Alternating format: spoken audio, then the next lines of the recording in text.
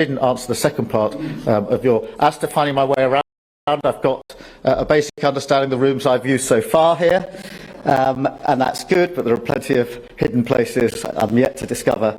And no, we're not unpacked quite yet, but we will be soon, and we'll be moving in soon. But there's a bit of work to do before then, and of course I'm off to Washington on Tuesday. Thank you very much, Beth. Robert.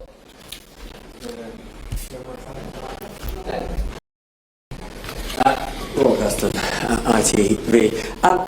Prime Minister, you talk about the need for a reset. One of the lessons of Labour governments is the need to take the tough decisions early. We've already heard from Wes Streeting that in his view the policy now of the NHS is that it is broken. If in the coming weeks, as you go through department by department, you find that things are worse than you expected, are you prepared to take tough decisions early, including possibly raising more from taxation? And then secondly, just on Beth's point about how you've won the biggest majority relative to the size of the vote in history. You said yesterday that your priority would be to govern for those who didn't vote for you. Some 80% of British voters didn't vote for you, that's including those who didn't vote at all.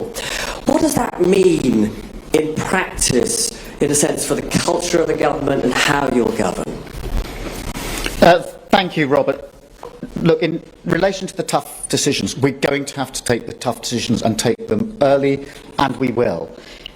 We will do that with a raw honesty. And that's really what sat behind Wes Streeting's description yesterday of the NHS as being broken.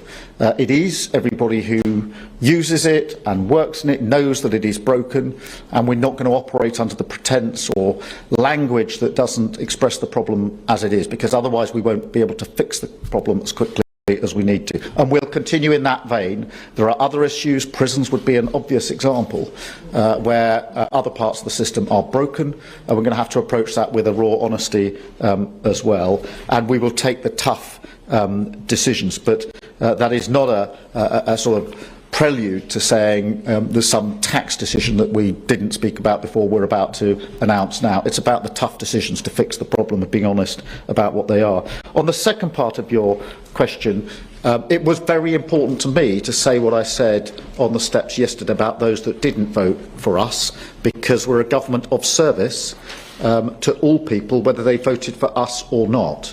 And I include within that people who voted Labour for the first time on Thursday, because across the country in many places people will have voted Labour for the first time, perhaps never having voted Labour before, and I recognise that, and that they put their trust and confidence in us, and we have to repay that, so we hold them in our mind's eye. People who didn't vote for us need to know that we will serve them, that we will not turn our back on people just because we don't think they voted for us. We'll govern for the whole country, and that's what I meant by what I said yesterday. It's about taking the country forward, and doing that, in conjunction with our First Ministers, doing that in conjunction with our mayors and other elected representatives across the areas, so that we can govern for the whole of the country and take the country forward, and turn our back on tribal politics and simply picking issues we want to fight just for the party politics of it. That's what's gone wrong, in my view, in the last few years, where priorities are simply set by party advantage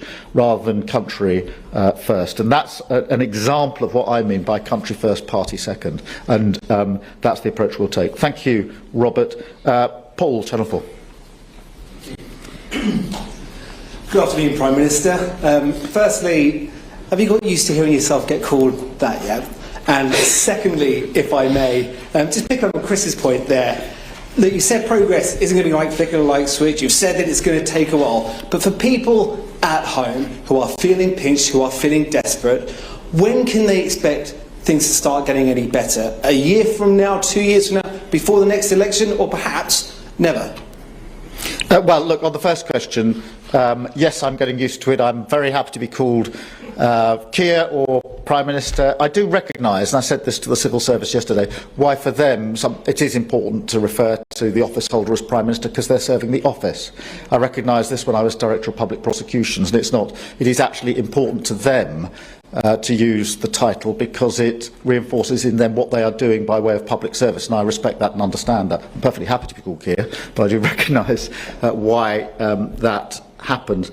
On change, the work has started.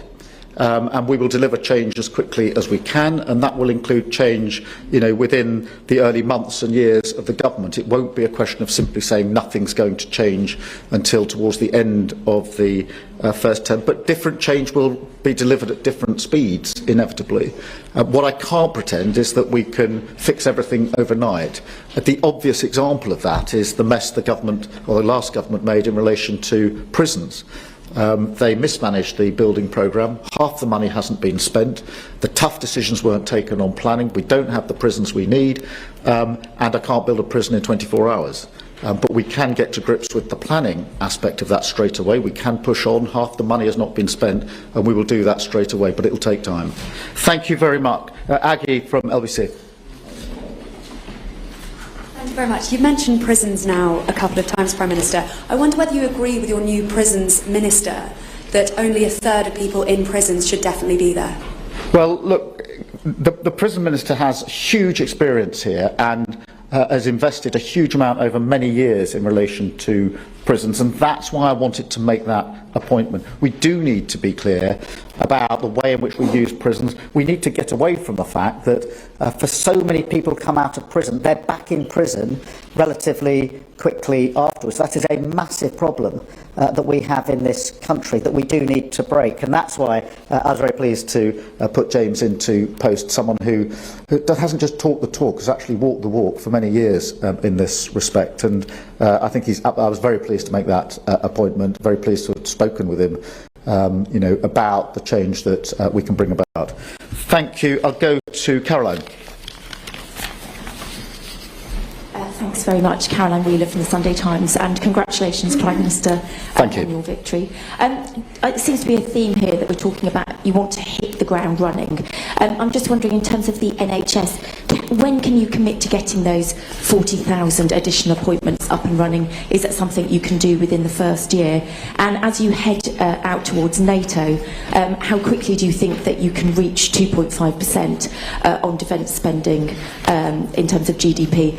And if I may, just something very close to my heart, will you recommit to the previous government's proposals to compensate the victims of the contaminated blood scandal, which is estimated to cost £12 billion? Let's do those in reverse order. The third answer is yes. It's very important for reasons that you know better than most in terms of your personal involvement in the campaign that led ultimately to a belated but at least better outcome. So yes is the answer to that. On the 2.5%, look, we are committed to it for all the reasons I said in the campaign. It will have to be done within our fiscal rules.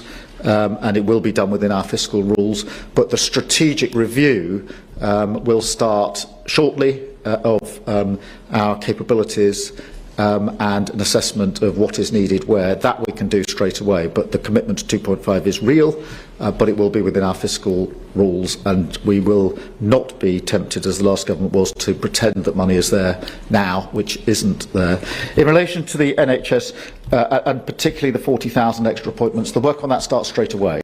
And the way we will approach this is in St Thomas's Hospital just across the way and other hospitals, Leeds is an example, they have already done this of their own volition, because they were so concerned about the impact of waiting lists on their own hospitals that they set up schemes to work evenings and weekends, and we've talked through with them how they did it. We will use them around the country now, and they've agreed to this. They will go across the country to be deployed to help set up the model in other hospitals as quickly as we can. So I can't say by date X it will happen, but we've already had quite some discussions about how that will be rolled out from day one. And there will be other announcements from various members of the Cabinet in coming days about the actions that we're taking on a number of fronts. Thank you, Caroline. Toby.